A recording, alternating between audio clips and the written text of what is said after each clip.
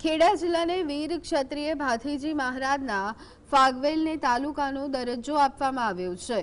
સનાતન સંસ્કૃતિના રક્ષક અને ગૌ માતાના પ્રતિપાલક તરીકે પરિચિત ભાથીજી મહારાજના શૌર્યધામ ફાગવેલના અધ્યક્ષ ભારતસિંહ પરમારે હર્ષથી આવકાર્યું છે।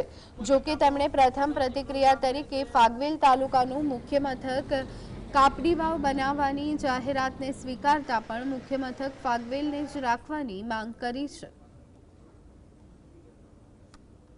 તાલુકો મળ્યો છે, તાલુકાનું નામ આવતા જ અમને ઘણો આનંદ પણ થયો છે અને દુઃખ પણ થયું છે।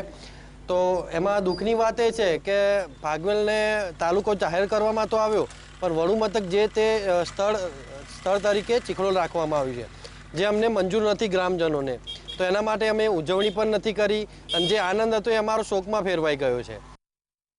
કચેરીઓ કાપડીની વાવ રાખી છે એમાં અમારો સખત વિરોધ છે અને ખરેખર ફાગવેલ હાઈવેનું ગામ છે, ઇન્દોર અમદાવાદ હાઈવેનું ગામ છે અને ભાથીજી મહારાજનું યાત્રાનું ધામ છે। તો ફાગવેલને જ કચેરીઓ વડુ મથક મળવું જોઈએ, તાલુકા મથક ફાગવેલને જ મળવું જોઈએ।